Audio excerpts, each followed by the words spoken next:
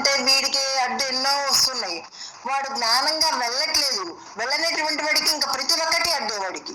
ప్రతి ఒక్కటి నెగిటివ్ గానే కనిపిస్తుంది. అందుకని మన దృష్టిని మనం తగ్గకుండగా, మన స్థితిని మనం తగ్గగా ఉండే విధంగా ఎప్పుడైతే చూస్తుంటామో అప్పుడు అది ఘనీభవించినటువంటి వెన్నపూస, ఫ్రిడ్జ్ లో పెట్టినటువంటి వెన్నపూస ఎలాగైతే జిగురు అనేటువంటిది లేకుండా, జిడ్డు అనేది లేకుండా ముద్దగా ఉంటుందో అలాగే వీడు జ్ఞానంగా అలా దృఢంగా ఉంటాడు. ఆ సమాధిలో నిరంతరం ఉంటూ ఆ సమాధిని ఉండటం అని చెప్పడానికే గాని అక్కడ ఉండటం కాదు, అసలు ఉన్నదే అది, అది తప్ప రెండోది లేదు. అలాగే జాగ్రత్తగా ఎందుకనండి అట్లా ఎందుకు అనుకోవాలంటే ఇక్కడ ఇవన్నీ నువ్వు కల్పించుకున్నటువంటి బొమ్మలే, నీ కథలోకి వచ్చినటువంటి బొమ్మలు ఇవన్నీ నీవు కల్పించుకున్నవే. ఒకప్పుడు నీవే ఇవన్నీ కావాలనుకున్నావేమో, అందుకే నీ కథలోకి వచ్చినాయి. ఇవన్నీ నేను పెట్టుకున్నటువంటి బొమ్మలే. ఆ లక్క పిడతలు కనుక చిన్నపిల్లలప్పుడు అన్ని పెట్టుకొని ఆడినట్లుగా ఇది కూడా ఈ శరీరం ఇట్లా వచ్చిందంటే, వీటితోటి వచ్చిందంటే, ఈ రకమైన మనుషులతోటి వచ్చిందంటే ఆ రకమైన కల్పన వీడే చేసుకున్నాడు. ఆ డిజైన్ అంతా వీడే వేసుకున్నాడు. కానీ వీడి గీసుకున్నటువంటి డిజైన్ వీడికి ఇప్పుడు నచ్చట్లేదు. అంటే ఇప్పుడు తెలుసుకున్నాడు. తెలుసుకుని ఇదంతా కూడా నేను గీసుకున్న డిజైనే అని తెలుసుకున్నాడు. ఆ డిజైన్ ని జ్ఞానంతో లేకుండా చేసుకుంటాడు. అంతేగాని ఇక్కడ మామూలుగా ఏది పోదు. ఇక్కడ ఉన్న వాళ్ళందరూ చక్కగా అలాగే ఉంటారు. ఈ శరీరం ఏమేమి చెయ్యాలో ఇక్కడ అదే చేస్తుంది. కానీ దేని నమ్మకంగా జరిగిపోతుంది. ఇక్కడ అపనమ్మకంగా జరిగిపోతుంది. నమ్మడు. నమ్మితే ఏమి నష్టపోతాడో, ఎలా జన్మలు పాలవుతాడో వాడికి తెలిసింది. బాబాయ్ ఇంకా జన్మక్కర్లేదు, ఇక్కడ ఉన్నప్పుడు పుట్టినప్పటి నుంచి వీడికి ఇక్కడ అంతా అని వాడు బాగా గ్రహించాడు. కాబట్టి బాగా అనుభవంగా జ్ఞానంగా ఉండటం, ఇక్కడ లేదు, ఇది ప్రతిబింబం. ఆ ప్రతిబింబం కూడా ఎప్పుడుంది? అర్థం అనేటువంటిది ఉన్నప్పుడు, అంటే శరీరం ఏంటి భావన ఉన్నప్పుడే ఈ ప్రతిబింబంలో ఉండేటువంటి ఇవన్నీ ప్రతిబింబాలన్నీ ఉన్నాయి. శరీరమే అనుకుంటే ఇక్కడ వీళ్ళందరూ కూడా నాకున్నట్టుగా తెలిసేది, వాళ్ళు ఉన్నట్టుగా నేను గ్రహించేది, వాళ్ళు చేసే నచ్చకపోవడం అనేది జరిగేది అని వాడిలో వాడే గ్రహించి వాడికి వాడే లేకుండా చేసుకుని వాడే లేకుండా పోతాడు. ఇంకేమిటి ఉన్నదంటే ఉన్నదంతా సత్యము. సత్యం తప్ప ఇంకొకటి లేదు ఇక్కడ. అలాగే వాడి మైండ్ని వాడే తీసేసుకోవాలన్నమాట. లేకపోతే బంధింపబడతాడు. లేకపోతే అలా చేసుకున్నాకో బంధింపబడదు. ఆ బుద్ధిలో ఉన్నటువంటి వాసనలన్నింటినీ కూడా వీడు నేను బ్రహ్మనేంటి జ్ఞానంతో వాడు అన్నీ తీసేసుకోవాలి. బ్రహ్మకి ఏమీ లేవు, పరమాత్మకి ఏమీ లేవు. ఆ సత్యానికి ఏది అంటదు. పుణ్యం ఉండదు, పాపం ఉండదు, ఇష్టం ఉండదు, అయిష్టం ఉండదు, సుఖం ఉండదు, దుఃఖం ఉండదు, దేనికి అంటబడదు. ఆ సత్యాన్ని ఎప్పుడైతే దృష్టి ఉంటుందో అప్పుడు బంధించబడడు వాడు. ఆట అంటున్నాము కానీ ఆట కింద తయారు కావటంలా పైన అనుకుంటున్నాము. కష్టం కలిగినప్పుడు విచారించుకుంటున్నాము. మనం తెలివిగా ఉన్నప్పుడు ఆట అనుకుంటున్నాం. నవ్వి ఊరుకుంటున్నాం. అంటే కొన్నిట్లోనే ఆట అనుకుని నవ్వుకుంటున్నాం కానీ అన్నిట్లో ఆటని సరిపెట్టుకోవటానికి చాలటం లేదు. పురుష ప్రయత్నం తక్కువని చెప్పాలి, సరిగా సమాధిని ఆశ్రయించలేదని చెప్పాలి. అంటే వీడికి వైరాగ్య లోపం చేత సమాధి నిలవటం లేదు. సమాధి బలంగా ఉంటే కానీ ఈ శత్రువుని ఓడించలేదు. బాగా నాటుకుపోయాడండి ఇక్కడ. అంటే భూమిలో పాతుకుపోయాడు. అంటే మూలాధారం నుంచి దశేంద్రియాల్లోంచి దీన్ని పెళ్లగించాలంటే చాలా పురుష ప్రయత్నం ఉండాలి. ఎవరైనా ఏమైనా అనాలంటే కూడా నీకన్నా వారు వేరు కాదు. ఎందుకలా అంటున్నావు? నీ స్నేహం చేసి చెడిపోయారు. ఉన్నదంతా బ్రహ్మ పదార్థం అయితే వాళ్ళని ఎందుకు అంటున్నావు? అలా నిర్ధారణ ఎందుకు చేస్తున్నావు? రెండో మనిషిని కోపడగలగాలి. వాళ్ళని విమర్శించటానికి ఇష్టపడకూడదు. వాడు శరీరంగా ఉన్నప్పుడు చెడ్డవాడే, కానీ నీవు ఆత్మగా ఉన్నప్పుడు చెడ్డవాడు ఎలా అయ్యాడు? నీకు శరీరం ఉంటే వాడికి ఉంది. నువ్వు శరీరం ఒప్పుకున్నావా? నీ వెళ్ళిపోతాను. లేకపోతే నువ్వు నేను బాయి లేదా విరోధంగా ఉందాం, లేదా జన్మలు తెచ్చుకుందాం. నీకు జన్మలు తెచ్చుకోవటం ఇష్టమైతే విమర్శించు, లేదా జన్మలు తెచ్చుకోవటం ఇష్టం లేదంటావా విమర్శించటం మాని. జన్మలు తెచ్చుకోవటం ఇష్టం లేని దాన్ని విమర్శించడానికి ఎందుకు ఇష్టపడుతున్నావు అని ఎందుకు అడగవు? దీని బలం ఎక్కువ ఉండబట్టే కదా అది విమర్శ జరుగుతుంది. అది దాని ఎదురుగుండానే ఇష్టపడుతుందేమో. అది దాని ఎదురుగుండానే ఇష్టపడుతుందేమో. అంత ధైర్యం చాలదు. అట్లా రహస్య వృత్తి లేకుండా నిలవటానికి నీడ లేకుండా చేయాలి. అంటే నామరూపాలు లేకుండా పోవటమే, అంటే బాంధవ్యం లేకుండా పోవటమే, మనుషులు లేకుండా చేయాలి. అంటే భావభావితుడవ్వాలి. అంటే భావభావితుడైన వాడే తను వేసుకున్న నామరూపాలు లేవు.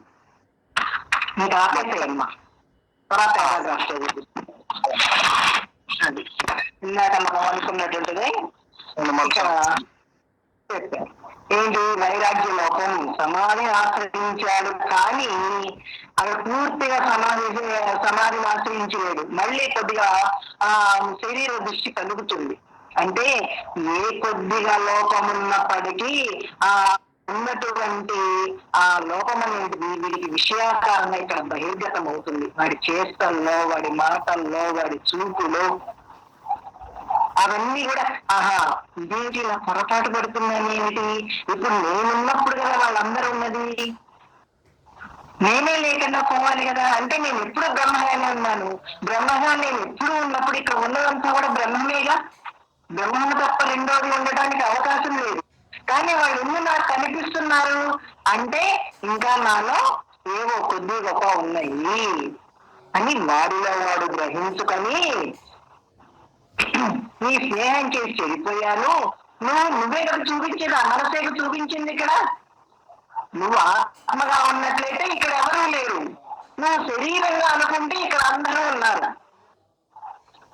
ఆ శరీరంగా అనుకుని అందరినీ ఉంచుకునే కదా ఎన్నో జన్మలు అయిపోయినాయి ఇప్పటికీ. ఇప్పుడు గురువు గారి దగ్గర చేరి సాధనలో ముందుకెళ్తూ సాధన చేస్తూ తనలో ఉన్నటువంటి పొరపాటుని తను గ్రహించినట్లయితే కనుక హాయిగా ఉంటాడండి. ఆ పొరపాటుని గ్రహించి సరి చేసుకోవాలి. ఎక్కడ పొరపాటు పడుతున్నాము? ఇప్పుడు చెట్టు నిండా పళ్ళుంటే తను ఎప్పుడు వంగే ఉంటుంది. ఆ చెట్టు ఎప్పుడు పైకి ఇదిగా ఉండదు. అలాగే ఇక్కడ వీడు ఎంత ఇదిగా ఉండాలి అంటే తాను లేకుండా పోవాలి. ఎలా ఉండాలి? తాను లేకుండా పోయి ఉన్నదంతా సత్యం అనేటి జ్ఞానంగానే ఉండాలి. ఆ జ్ఞానంలో వాడు ఊరాలి, బాగా ఊరాలండి. లేకపోతే మాటలతో చెప్పినంత తేలిక కాదు. ఆ పరిస్థితి వచ్చినప్పుడు ఆ పరిస్థితిని వాడు ఆ జ్ఞానంతో మాత్రమే నెగ్గగలడు. ఆ జ్ఞాన దృష్టిగా ఉన్నప్పుడే. లేకపోతే కనుక ఆ మనసు ఎన్నో చెప్తుంది. ఇక్కడ వాడి మాట నచ్చదు, వాడి చేష్ట నచ్చదు, వాడి ప్రవర్తన నచ్చదు, వాడి చూపు నచ్చదు. ఎందుకని? వీడి ఇంకా బతుకున్నాడు. వీడి బతుకున్నాడు కాబట్టి అది నచ్చకపోవడం అనేది ఉంది. చచ్చిన వాడికి ఏమీ లేవు కదండి. పూర్తిగా తెచ్చాను. ఇప్పుడు చచ్చిపోయిన వాడికి పుర్రెల్లండ వేసినా ఒకటే, పోల్దండ వేసినా ఒకటే, నువ్వు దూషించినా ఒకటే, నువ్వు పోగినా. ఎందుకని? వాడి దృష్టిలో ఎవరు లేరు. అలాగా వీడి మైండ్ లో ఇక్కడ బ్రహ్మము తప్ప రెండోది లేదు. ఇక్కడ ఉన్నదంతా బ్రహ్మమే అనేటువంటిది చెప్పడం కాదు, అలా అనుభవంగా ఎప్పుడు వాడు ఉండాలి. అందుకే తల పడిపోయేంత వరకు ఉండాలన్నారు. 1 సంవత్సరం ఉంటే సరిపోతుందా, లేకపోతే కొంతకాలం ఉంటే సరిపోతుందా? కాదు, తల పడిపోయేంత వరకు. ఆ జ్ఞానంలో వాడు బాగా పచ్చళ్ళలో కనుక ఉప్పులో ఊరినటువంటి ఊరగాయ పచ్చళ్ళలాగా అనుక్షణం కూడా జ్ఞానంగా వాడు ఆ జ్ఞానంలో ఊరాలి. ఇష్టం లేదని విమర్శించడానికి ఎందుకు ఇష్టపడుతున్నావు? అది ఇక్కడ నేను మళ్ళీ రావడానికి నీకు ఇష్టం లేదు. ఇష్టం లేనప్పుడు ఎందుకు విమర్శిస్తున్నావు? నువ్వు బతుకుంటే విమర్శిస్తావు, చచ్చిన వాడికి విమర్శ లేదు కదా. శత్రువు వచ్చినా మిత్రుడు వచ్చినా వాడికి ఏం పట్టదు. వాడికి శత్రువు లేడు, మిత్రుడు లేడు. ఎందుకని అసలు వాడే లేడు. వీళ్ళు లేకపోవడం కాదు, వాడే లేడు, అసలు వాడే లేడు. అసలు వాడు బతుకుంటే వీళ్ళందరూ ఉన్నారు వాడికి. అసలు వాడు లేకపోతే వీళ్ళు ఉన్నా సరే వాడికి లేడు. అలాగే దేనికంటే ఇది ఆషామాషిగా ఒప్పుకునేటువంటిది కాదు, చాలా ధైర్యం కావాలి. ఏం ధైర్యం? బ్రహ్మణ అంటే ఆ జ్ఞాన ధైర్యం. జ్ఞానమే ధైర్యం. ఆ జ్ఞానమైన ధైర్యంతో ఉంటేనే గాని వీడు, లేకపోతే రహస్య వృత్తి లేకుండా అది నిలవడానికి నీడ లేకుండా చేయాలి. ఆ మనసులో ఆలోచన వచ్చిందా, దానికి అక్కడ చోటు ఇవ్వకూడదు. ఆలోచన విస్తరించడానికి అక్కడ చోటు ఇవ్వకూడదు. అందుకే అసంగ సశ్రీన దృఢిత్వ, ఎక్కడికక్కడ వీడు అసంగం. సంఘం లేదు, శరీరం నేను కాదు, నేను బ్రహ్మని, ఏమీ లేనటువంటి వాళ్ళని మాటలతో చెప్పడం కాదు, అక్కడ అంతర్గతంగా ఉన్నటువంటి పరిస్థితిని ఆ జ్ఞానంతో వీడు ఇచ్చేసుకోవాలి. అంత తప్ప ఇంకో మార్గం లేదు వాడికి. వాడు జన్మ రాహిత్యంగా అనుకున్నవాడు, ప్రశాంతంగా హాయిగా అంతరంగా ఎప్పుడు శాంతి కావాలనుకుని కోరుకునేటువంటి వాడు, మోక్షాపేక్ష కలిగినటువంటి వాడు, ముముక్షుడు అనేటువంటి వాడు ఆ రకంగా వాడు ఆలోచన చేస్తేనే ఆ మనసు లేనటువంటి స్థితిలో వాడు ఉండగలడు. చదువు నాన్న.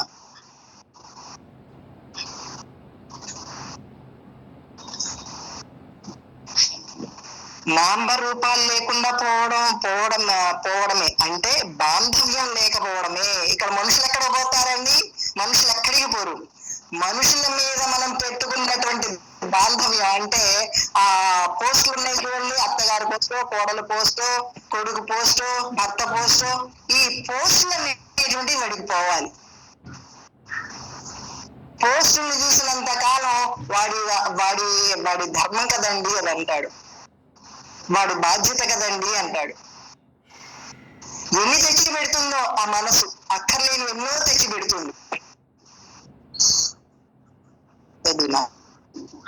అంటే భావభావితుడైన వాడే తను వేసుకున్న నామరూపాలు లేవు, మచ్చ లేకుండా చెయ్యి, బుద్ధుండటానికి చోటు లేకుండా చేసినట్లయితే మనకు పూర్తిగా విశ్వాసం పోతుంది. ఇప్పుడు పోయినట్టుంది పోవటంలా, అంటే ఇప్పుడు పూర్తిగా బ్రహ్మధ్యాస తీసేయటం రావటంలా, తన శరీరం బ్రహ్మధ్యాస చేత తీసేయటం రావటంలా తన శరీరానికి ఉండే కర్మను ఉందంటున్నాడు. ఇది తప్పదంటున్నాడు. అదేమో జ్ఞానం అంటున్నాడు. వేదాంతమేమో హాయిగా చెప్పుకుంటున్నాడు, విచారించుకుంటున్నాడు, సమాధి పెడుతున్నాడు, హాయిగా యువతలకి వచ్చేస్తున్నాడు. వ్యవహారం వచ్చేటప్పటికి గొడవలు వచ్చేస్తున్నాయి. విధవ పంపరా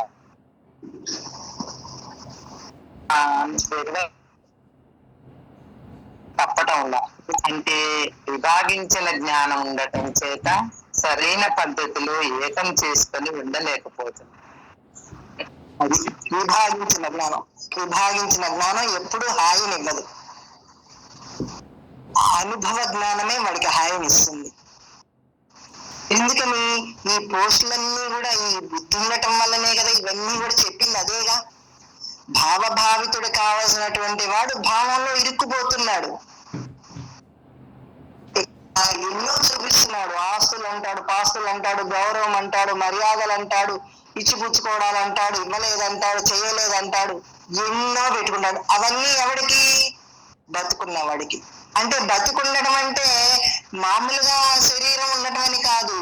నేను బ్రహ్మనేంటి జ్ఞానంగా ఉన్నాడంటే వాడు చచ్చిపోయినట్లు లెక్క అనమాట. అందుకే ఒకళ్ళు మన సత్సంగానికి వచ్చేప్పుడు వాళ్ళ ఇంటి దగ్గర ఎవరో ఒకళ్ళని అడిగారట, మీ ఇంటి దగ్గర వాళ్ళ ఇంటి దగ్గర వాళ్ళు అడిగారట, ఎక్కడికి వెళుతున్నారండి అంటే చావు నేర్చుకోవడం కోసం వెళుతున్నారండి అన్నారు. చావు నేర్చుకోవడం కోసం ఎలాంటి ఏమిటి అని చెప్పేసి అనుకున్నారట. మామూలు వాడికి అది అర్థం కాదు కదా. అంటే శరీరం అనేంటి భావన పోయి బ్రహ్మనేంటి భావన కాదు, భావితుడు అవ్వాలి వాడు. ఆ అనుభవంగా ఉండాలి, ఎప్పుడు ఉండాలి. కాసేపు ఉండకపోవడం కాదు. ఏదో పరిస్థితులు వ్యతిరేకంగా ఉన్నాయి అనుకోండి, ఇక్కడ ప్రపంచంలో ఉండేటువంటివన్నీ కూడా అందరికి అనుకూలంగానే ఉండవు.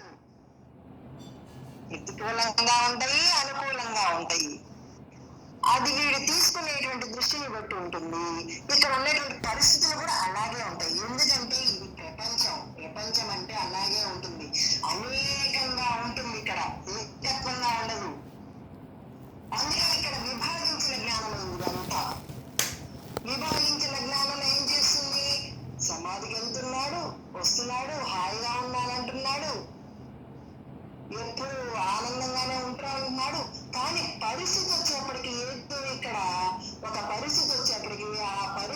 వాడు సరి చేసుకోలేక ఏదో ఒక భావానికి లోనైపోతున్నాడు. ఆ భావం ఏం చేస్తుంది? వాటికి వచ్చాడు ఈ భావాన్ని గుర్తించి, వారిలో వచ్చినటువంటి భావం గుర్తించి, ఈ భావికుడైన నీవు బ్రహ్మని అయినటువంటి వాడిని మళ్ళీ ఇక్కడ ఎందుకు చూపిస్తున్నావు అని వాడిలో వాడు తీసేసుకుంటేనే వాడికి హాయి. లేదు, అది ఉంచుకున్నాడా వాడికి విభాగించిన జ్ఞానమే అవుతుంది. జ్ఞానము ఇది అజ్ఞానం. ఇదంతా కూడా వీడి సాధనే. సరైన పద్ధతిలో చేసుకోకపోతే ఉండలేకపోతున్నారు. అది ఆ లోపల సాధనకి ఏ కొద్దిగా తేడా వచ్చినా వాటిని హాయిగా ఉండదన్నమాట. ఇలా పూర్తి చేయలేదనుకోండి, మధ్యలో వెళ్ళిపోతే చెప్పలేము కదా. ఆ వెళ్ళిన వాళ్ళెవరూ చెప్పల, చెప్పల కలురైనా చేశారు. కబురైనా చెప్పారా? ఆ వెళ్ళే వాళ్ళెవరూ చెప్పల, కబురైనా చేశారు కాదు. మానవ జన్మ వస్తుందని గ్యారంటీ ఏమిటండి? మనమంటే పుస్తకం ఉన్న